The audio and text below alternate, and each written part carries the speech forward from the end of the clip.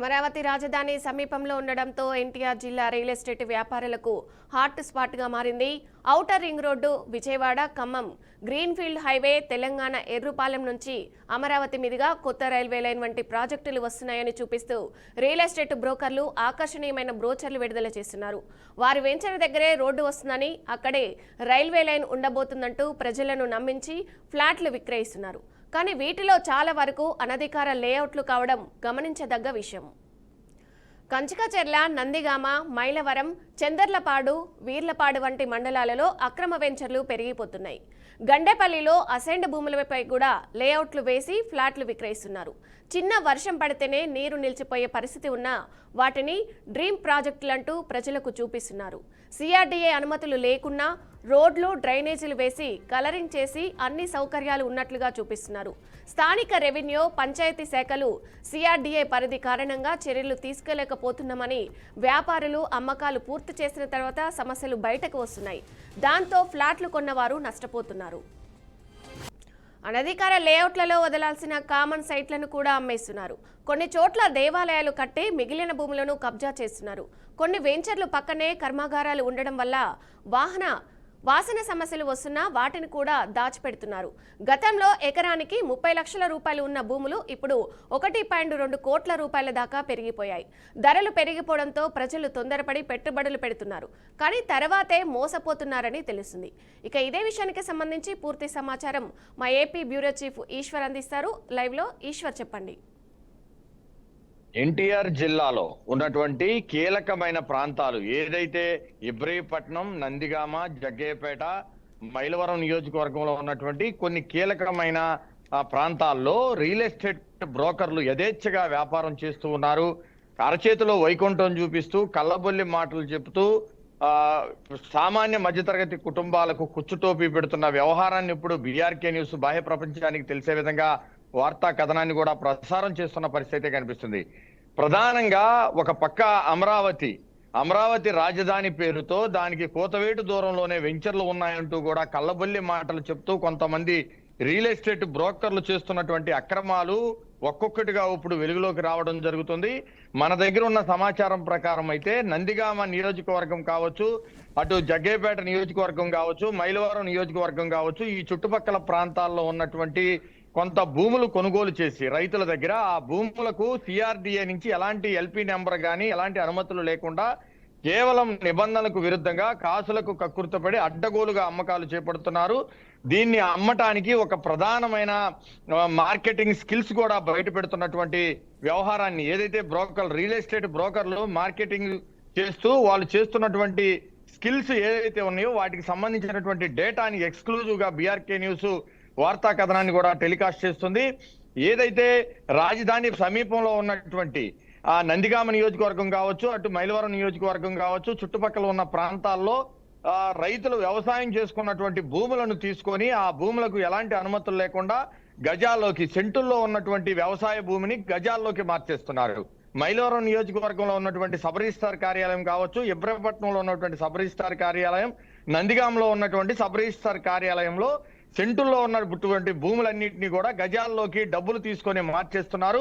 అక్కడ ఉన్నటువంటి సబ్ రిజిస్ట్రార్ల వాటా కూడా దీంట్లో ఉన్నట్టు కూడా బీఆర్కే న్యూస్ పరిశోధనలో వెలుగు చూస్తున్నాయి. వీటన్నిటినీ కనుక ఒకసారి మనం చూసినట్లయితే విస్తుపోయే వాస్తవాలు కూడా వెలుగు చూస్తూ ఉన్నాయి. ఏదైతే Vijayawada to Khammam greenfield highway ఇది ఒక పెద్ద భూతంలాగా చూపిస్తున్నారు. ఎందుకంటే విజయవాడ నుంచి ఖమ్మం వరకు గ్రీన్ఫీల్డ్ హైవే రావడం ద్వారా భూముల రేట్లు అమాంతం పెరిగిపోయాయంటూ కూడా కళ్ళబొల్లి మాటలు చెప్తున్నారు. దాంతో పాటు ఔటర్ రింగు, అమరావతి రాజధాని ఏర్పడింది కాబట్టి విజయవాడ, గుంటూరుని కలుపుకొని ఒక ఔటర్ రింగ్ రోడ్డు పడుతుంది. ఈ ఔటర్ రింగ్ రోడ్డు పక్కనే మన వెంచర్ ఉందంటూ కూడా అరచేతిలో వైకుంఠం చూపిస్తూ కళ్ళబొల్లి మాటలు చెప్తూ కూడా ఫ్లాట్లన్నీ కూడా అమ్మేస్తున్నారు. ఆ ఫ్లాట్లు కొనుగోలు చేసిన సామాన్య మధ్యతరగతి కుటుంబాల ప్రజలు లబోదీపోమనాల్సిన పరిస్థితులు భవిష్యత్తులో ఎదురయ్యే అవకాశాలు అయితే ఖచ్చితంగా కనిపిస్తున్నాయి. దాంతో పాటుగా తెలంగాణ ఎర్రిపాలెం మండలం, ఏదైతే ఎర్రిపాలెం మండలం నుంచి ఇటు అమరావతి వరకు కూడా ఒక ప్రత్యేక రైల్వే లైన్ కూడా వస్తుందంటూ కూడా చెప్తున్నారు. వీటన్నిటినీ కూడా ఒక పెద్ద అజెండా లాగా చూపిస్తూ దాంతో పాటుగా మన అమరావతి ఏదైతే కృష్ణా, గుంటూరు జిల్లాలకు ఆనుకొని, ఉమ్మడి కృష్ణా జిల్లా అలాగే ఉమ్మడి గుంటూరు జిల్లాకు ఆనుకొని మధ్యలో ఉన్నటువంటి కృష్ణా నది మీద ప్రత్యేకంగా కొన్ని బ్రిడ్జీలు వస్తున్నాయి. ఆ బ్రిడ్జీలు రావడం ద్వారా ఇక్కడ ఉన్నటువంటి పొలాలకు అమాంతం రేట్లు పెరుగుతాయంటూ కూడా పెద్ద ఎత్తున ప్రచారం చేస్తున్నారు రియల్ ఎస్టేట్ బ్రోకర్లు. ఈ నేపథ్యంలోనే పెద్ద ఎత్తున రియల్ ఎస్టేట్ వ్యాపారం కూడా చేస్తున్నారు. అయితే ఆ తర్వాత రియల్ ఎస్టేట్ భూమి పడిపోయినా ఒకవేళ వాళ్ళు చెప్పినటువంటి కళ్ళబొల్లి మాటలు చెప్పి సామాన్యులు కొనుగోలు చేస్తే మాత్రం వాళ్ళందరూ కూడా లబోదిబో అనాల్సిన పరిస్థితులు ఎదురవుతున్నాయి. దీన్ని కంట్రోల్ చేయాల్సినటువంటి అధికార యంత్రాంగం మాత్రం కాసులకు కక్కుర్తిపడి కళ్ళుండి కబోదులా వ్యవహరిస్తున్నట్టు విమర్శలు సర్వత్రా కూడా వినిపిస్తూ ఉన్నాయి. ఇప్పటికే సిఆర్డిఏ పరిధిలోకి ఈ రాజధాని ప్రాంతం మొత్తం కూడా వెళ్ళిపోయింది. ఇప్పుడు మనం చెప్తున్నటువంటి ఎన్టీఆర్ జిల్లాని ఒక ఉదాహరణగా మనం తీసుకోవాలి. ఎన్టీఆర్ జిల్లా ప్రాంతంలో ఉన్నటువంటి ఇబ్రహీంపట్నం కావచ్చు, నందిగామ కావచ్చు, జగ్గేపేట కావచ్చు, మైలవరం నియోజకవర్గం కావచ్చు, ఈ ప్రాంతాల మొత్తం కూడా ఇప్పుడు రియల్ ఎస్టేట్ బ్రోకర్ల కబంధ హస్తాల్లోకి చేరాయి. మరోవైపు నందిగామ పరిసర ప్రాంతాల్లో ఉన్నటువంటి వీర్లపాడు మండలంలో ఉన్నటువంటి ఎకరా భూమి 20 నుంచి 30 లక్షలు ఉంటే ఇప్పుడు రాజధాని హడావుడితో పాటు విజయవాడ ఖమ్మం గ్రీన్ఫీల్డ్ హైవే, దాంతో పాటుగా ఔటర్ రింగ్ పేరు చెప్పి 1 కోటి నుంచి 1.5 కోటి వరకు కూడా ఎకరా భూమిని అమ్మకాలు చేస్తున్నారంటే ఏ స్థాయిలో రియల్ ఎస్టేట్ బ్రోకర్లు బరి తెగించారనేది మనకు స్పష్టంగా అర్థమవుతుంది. దీన్ని సిఆర్డిఏ అధికారులు కంట్రోల్ చేయాలి. సిఆర్డిఏ అధికారులు చూసి చూడనట్టు వ్యవహరిస్తున్న నేపథ్యంలో అనధికార లేఅవుట్లు పుట్టగొడుగులా పుట్టుకొస్తున్నాయి. వీటిని కంట్రోల్ చేయకపోతే భవిష్యత్తులో మరిన్ని ఇబ్బందులు ఎదురయ్యే అవకాశం అయితే కనిపిస్తుంది. సామాన్య ప్రజలు కావచ్చు, చిన్న చిన్న ఉద్యోగాలు చేసుకొని కుటీర పరిశ్రమలు పెట్టుకొని వ్యాపారం చేసుకున్నటువంటి కొంతమంది వ్యక్తులు వాళ్ళ ముసుగులో పడి వాళ్ళు చెప్పినటువంటి ఏదైతే దొంగ మాటలు విని వీళ్ళు కొనుగోలు చేస్తే రేపు భవిష్యత్తులో ఇబ్బంది పడే అవకాశం అయితే కనిపిస్తుంది. ముఖ్యంగా ఎన్టీఆర్ జిల్లా పరిధిలో ఉన్నటువంటి ఏదైతే మైలవరం నియోజకవర్గం, అలాగే నందిగామ నియోజకవర్గం, ఇబ్రహీంపట్నం సబ్ రిజిస్ట్రార్ కార్యాలయానికి సంబంధించినటువంటి పరిధిలో ఉన్నటువంటి ప్రాంతం, వీర్లపాడు మండలంలో ఉన్నటువంటి కీలకమైన ప్రాంతాల్లోనే పుట్టగొడుగుల్లా నిబంధనలకు విరుద్ధంగా లేఅవుట్లు పెరుగుతున్నాయి. అమరావతి రాజధాని కోతవేటు దూరంలోనే మేము వెంచర్ వేశాము. మా వెంచర్కి దగ్గరలోనే ఔటర్ రింగ్ రోడ్డు వచ్చింది. మా వెంచర్కి దగ్గరలోనే Vijayawada to Khammam greenfield highway పడింది.